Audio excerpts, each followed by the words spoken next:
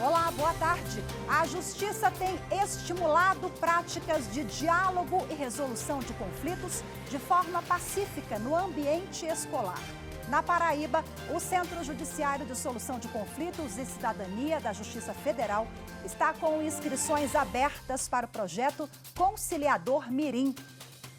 Eu sou Rafaela Vivas e esse é um dos assuntos do dia. Vamos aos demais. Presidente do PL, Valdemar Costa Neto, é preso em flagrante por porte ilegal de arma de fogo, em operação autorizada pelo Supremo para apurar os ataques golpistas de 8 de janeiro. Plenário do STF, ministros devem retomar hoje julgamento que discute a demissão sem justa causa de empregados de empresas estatais, contratados por meio de concurso público e regidos pela consolidação das leis do trabalho. E ainda, 5 anos do incêndio no centro de treinamento do Flamengo, conhecido como Ninho do Urubu.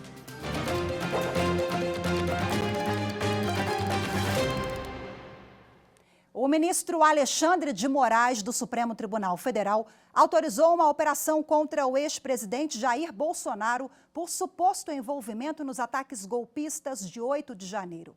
A operação realizada hoje pela Polícia Federal também tem como alvos ex-ministros e ex-assessores do governo passado. A repórter Carolina Chaves tem mais investigações, tem mais detalhes dessas investigações. O ministro Alexandre de Moraes autorizou o cumprimento de 4 mandados de prisão preventiva e 33 de busca e apreensão. Contra o ex-presidente Jair Bolsonaro, foram determinadas medidas restritivas, como a entrega do passaporte e proibição de se comunicar com os outros investigados. Foram autorizadas as prisões de Felipe Martins, ex-assessor especial de Bolsonaro, Marcelo Câmara, coronel do Exército, já investigado nos casos dos presentes oficiais vendidos e das supostas fraudes em cartões de vacina.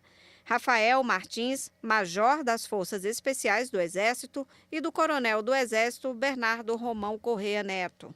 Segundo a Polícia Federal, foram cumpridos mandados no Amazonas, Ceará, Espírito Santo, Goiás, Mato Grosso do Sul, Minas Gerais, Paraná, Rio de Janeiro, São Paulo e no Distrito Federal. Em Brasília, foram realizadas buscas na casa do ex-ministro da Justiça, Anderson Torres, e no apartamento do ex-ministro de Segurança Institucional, General Augusto Heleno. Também houve investigação na sede do PL. Ao todo, 23 pessoas são investigadas, entre elas o presidente do PL, Valdemar Costa Neto, o ex-ministro da Defesa, Braga Neto, o ex-comandante do Exército, General Paulo Sérgio Nogueira, e o ex-comandante-geral da Marinha, Almirante Almir Garnier Santos. O presidente do PL, Valdemar Costa Neto, foi preso em flagrante por porte ilegal de arma de fogo. Segundo a Polícia Federal, o grupo se dividia em 2 eixos. Um responsável pela divulgação de notícias falsas com o objetivo de desacreditar o sistema eletrônico de votação e minar o resultado das eleições de 2022. O outro era responsável por atos para concretizar o golpe.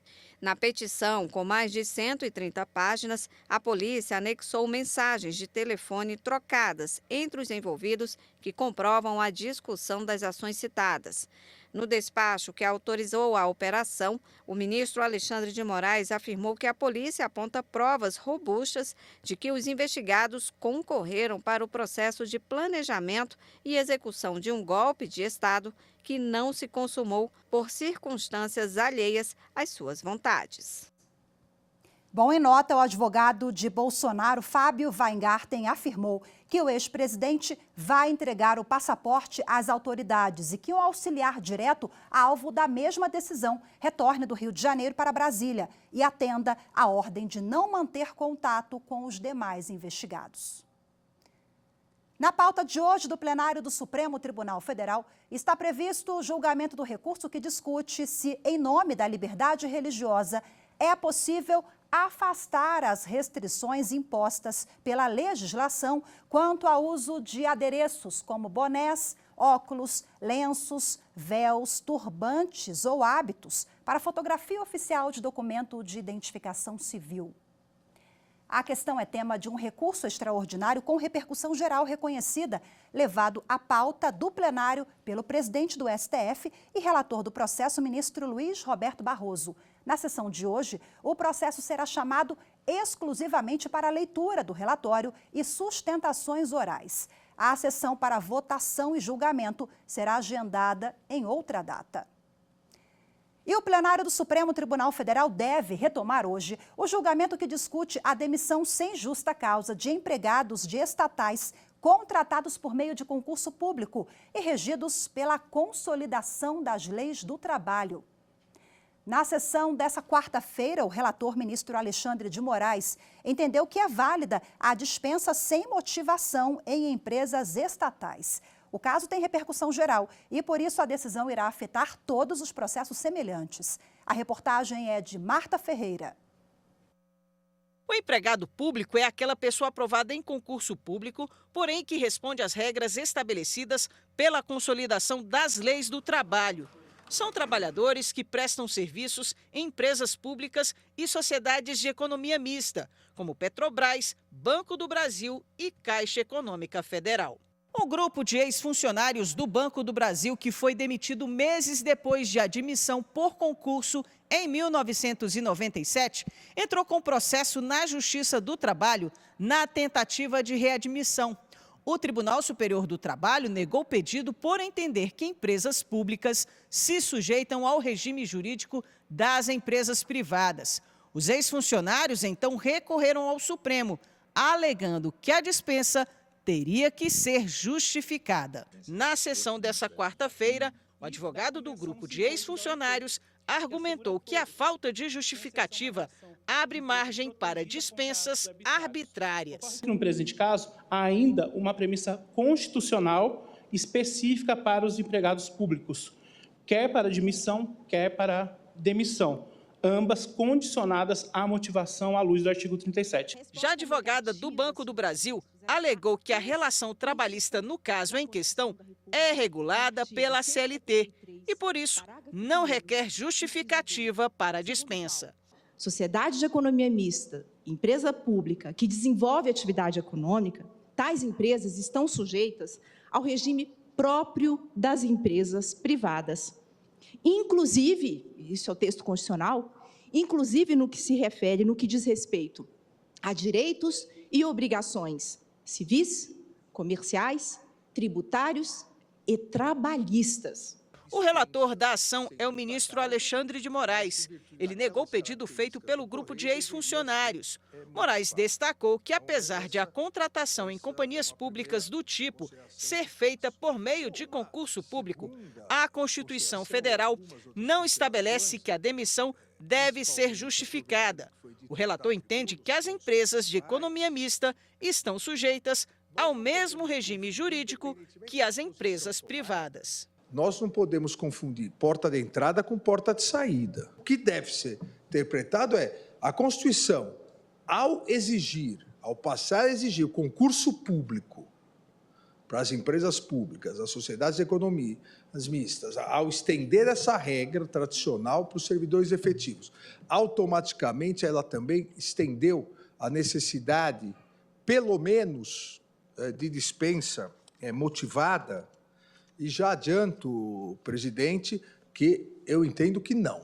Depois do voto do relator, o julgamento foi suspenso.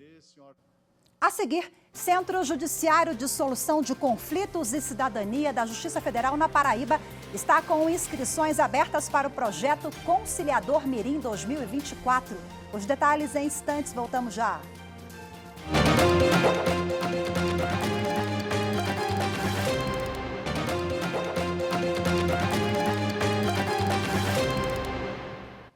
O Centro Judiciário de Solução de Conflitos e Cidadania da Justiça Federal na Paraíba está com inscrições abertas para o projeto Conciliador Mirim 2024 para escolas públicas de João Pessoa.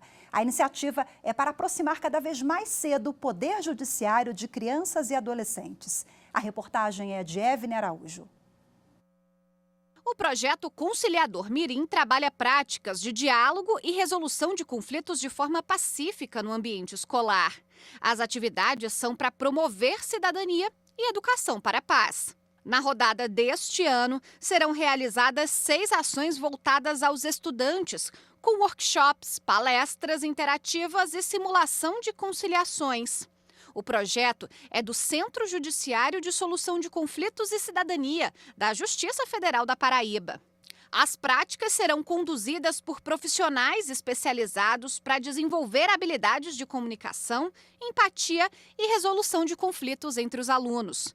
As escolas públicas interessadas em participar devem entrar em contato com o Sejusc pelo e-mail centrodeconciliação@jfpb.jus.br. Ainda sobre o assunto, a repórter Evne Araújo conversou com a coordenadora do Centro Judiciário de Solução de Conflitos e Cidadania da Justiça Federal da Paraíba, a juíza Adriana Nóbrega. Vamos acompanhar a entrevista. Adriana, muito obrigada pela participação e explica pra gente como surgiu o projeto de Conciliador Mirim. O projeto Conciliador Mirim, aqui do Sejusc, da Justiça Federal da Paraíba, surgiu exatamente da necessidade de aproximar o Poder Judiciário da comunidade, e principalmente da comunidade escolar. O nosso foco aqui são as escolas públicas, estaduais e municipais, e nós começamos esse projeto em 2022. Então, veja que nós estávamos na reabertura pós-pandemia.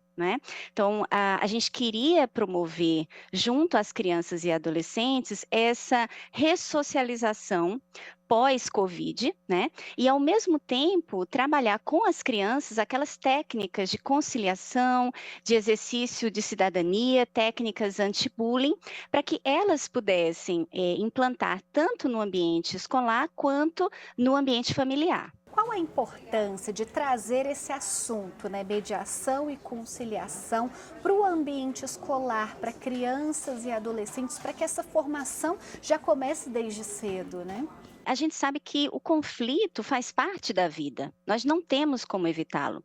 Agora, a gente pode tratá-lo da melhor forma possível, de maneira amigável.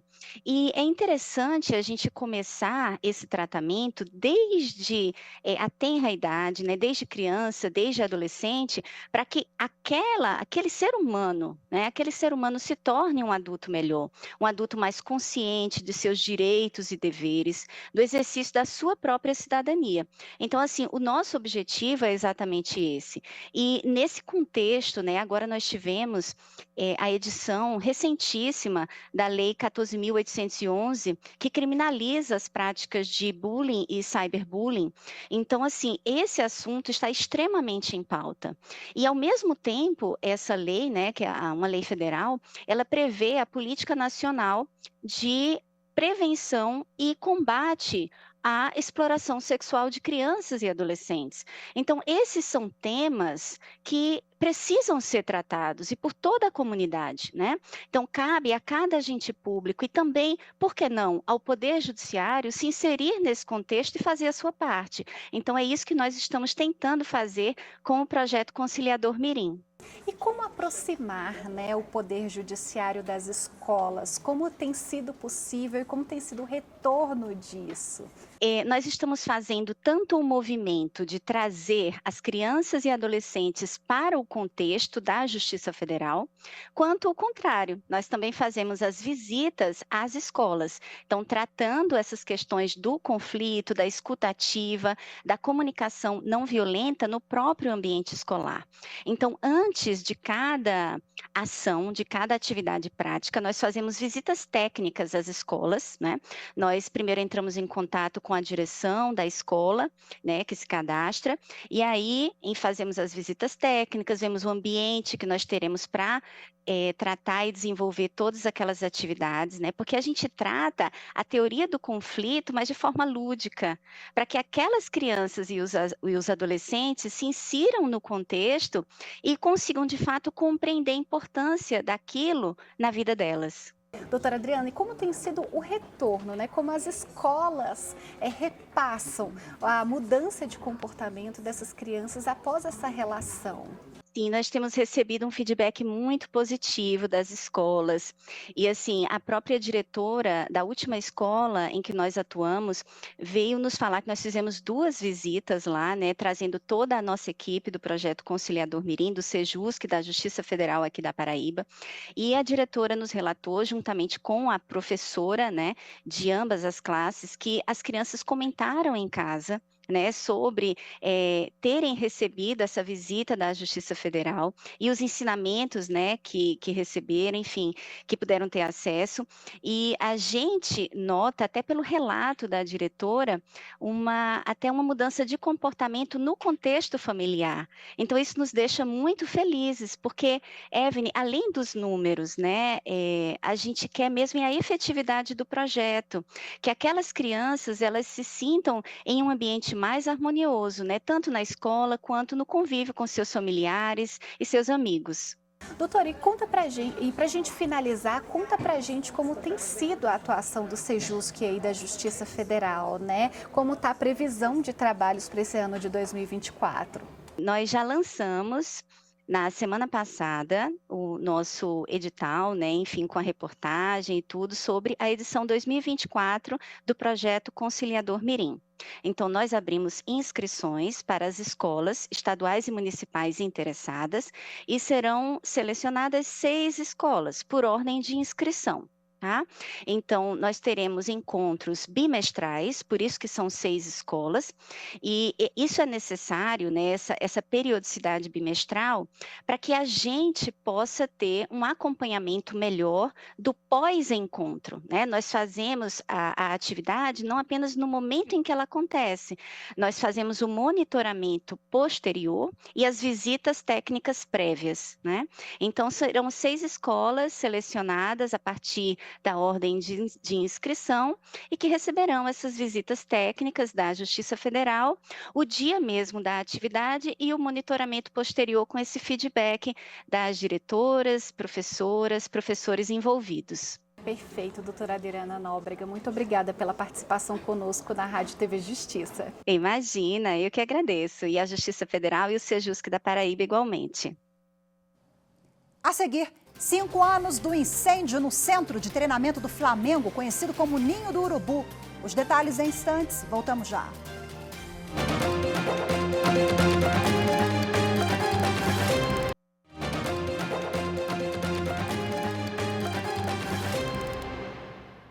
Com a autorização do Superior Tribunal de Justiça, a Polícia Federal deflagrou hoje uma operação em Campo Grande, Mato Grosso do Sul, para investigar a prática de corrupção passiva e lavagem de capitais, supostamente cometida pelo ex-presidente da Corte Estadual, desembargador Divon Sirmaran.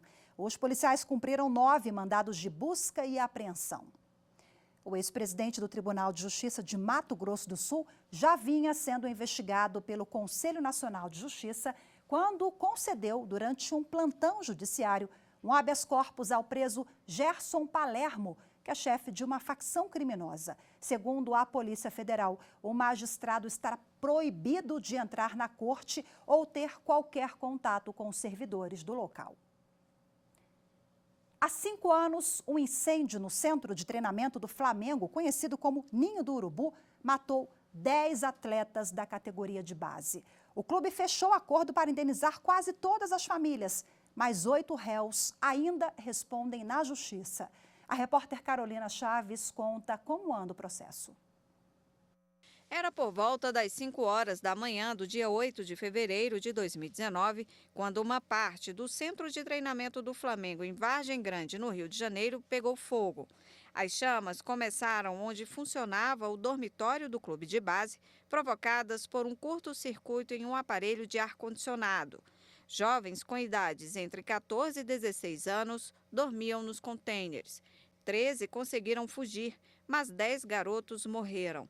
A área dos dormitórios não tinha autorização da Prefeitura do Rio para funcionar e o centro de treinamento não tinha documentação definitiva do Corpo de Bombeiros.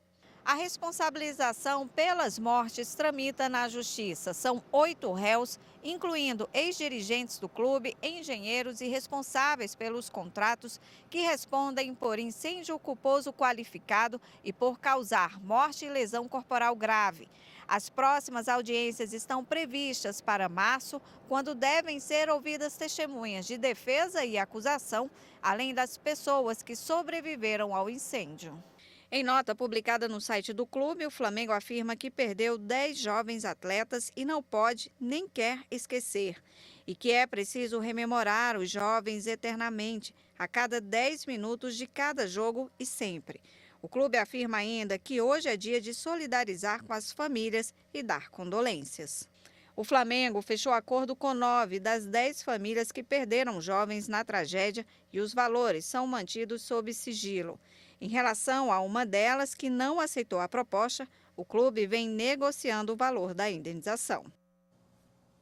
O Tribunal Superior do Trabalho vai discutir se a mudança da forma de custeio de planos de saúde para o regime de coparticipação caracteriza alteração lesiva para os empregados que já tinham direito ao benefício. O entendimento adotado deverá ser aplicado a todos os casos que tratam de matéria semelhante. As informações com Rafael Oliveira. O recurso diz respeito a uma servidora da Fundação Centro de Atendimento Socioeducativo ao Adolescente, Fundação Casa de São Paulo. Contratada em 2009, ela tinha direito ao plano de saúde que, mediante mensalidade fixa, incluía todas as despesas médicas, exames, internações, cirurgias, entre outros benefícios. Em 2019, o regime passou a ser de coparticipação, em que a mensalidade custeava apenas internação e atendimento de emergência. Todos os demais procedimentos teriam de ser pagos separadamente, com a participação da beneficiária no custeio das despesas. Na ação, ela alegou que tinha direito à manutenção das condições anteriores e que a mudança havia sido unilateral. Em defesa, a Fundação sustentou que a contratação foi feita por licitação, por exigência legal e que a empregada, ao aderir ao novo plano, teria concordado com as novas condições. O Tribunal Regional do Trabalho da 2ª Região em São Paulo manteve a sentença que julgou o pedido da servidora improcedente. De acordo com o TRT, a alteração não decorreu da vontade da empregadora, que, por ser fundação pública estadual, tem de observar o princípio da legalidade e as imposições orçamentárias. Ao pautar o recurso de revista da servidora, a 6ª turma do TST decidiu remeter o processo à seção 1 de dissídios individuais do TST para que seja julgado como incidente de recurso repetitivo com a fixação de tese jurídica. O ministro Augusto César, relator do processo, assinou na última terça-feira uma intimação para pessoas, órgãos e entidades que queiram prestar informações sobre a matéria ou participar do julgamento na condição de interessados. As manifestações devem ser feitas no prazo de 15 dias. Em Mato Grosso, os novos juízes recém-empossados participam do curso oficial de formação inicial. Serão cerca de 3 meses de preparação antes de serem enviados para atuar nas comarcas do interior. Veja os detalhes na reportagem de Fernanda Fernandes. Os 5 juízes substitutos de Mato Grosso iniciaram o curso oficial de formação inicial. O primeiro encontro foi realizado com a equipe da Escola Superior da Magistratura de Mato Grosso e da Corregedoria Geral da Justiça, organizadoras da ação pedagógica, que vai se estender até maio deste ano. Já é o início da atividade como magistrado. É preparatório para que eles possam ter conhecimento básico de como funciona realmente o Poder Judiciário, as comarcas e a Corregedoria. Tem o papel de orientá-los. O curso contempla o conteúdo proposto pela Escola Nacional de Formação e Aperfeiçoamento de Magistrados, a Infam, diretrizes do CNJ, conhecimentos relacionados à realidade do judiciário mato-grossense e o contexto social, econômico e cultural do Estado. Ele é composto da parte teórica, no período matutino, e na parte prática, no período vespertino. É um curso que ele foi pensado para os juízes, pensado nas questões teóricas, pensado nas questões práticas. Tá? Inclusive, há uma semana de formação humanística, na qual eles ficarão na Infam, na Escola Nacional de Formação e Aperfeiçoamento de Magistrados, em Brasília. E o nosso Estado ele tem uma característica bem individual, que é do agronegócio, né? Um Estado eminentemente rural. Então, a gente tenta passar para eles, né, de como funciona, como que é o nosso Estado, como que é os nossos rincões, né? Aqui nós temos comarca com 1.000 quilômetros longe de Cuiabá. Quer dizer, é uma característica que outros estados não têm, que muitas vezes é só 30, 40, 50 quilômetros de uma cidade de outra. A equipe da vice-presidência do TJ conversou com a turma de novos magistrados e apresentou os trabalhos realizados pela área. A gente vai mostrar o que é a vice-presidência, qual é o papel, né? Trabalhar um pouquinho essa questão da admissibilidade dos recursos especiais e recursos extraordinários e também o trabalho que a gente tem feito para que seja verdadeiramente firmado o sistema de precedentes qualificados trazido pelo novo Código de Processo Civil. Isso dá mais motivação para a gente, sabendo que nós estamos com todo esse apoio, né, do Tribunal de Justiça no geral, para iniciar os nossos trabalhos nas comarcas pelas quais estamos designados. Hoje ficamos por aqui. Muito obrigada pela sua companhia. Ótima tarde, até amanhã. Tchau, tchau.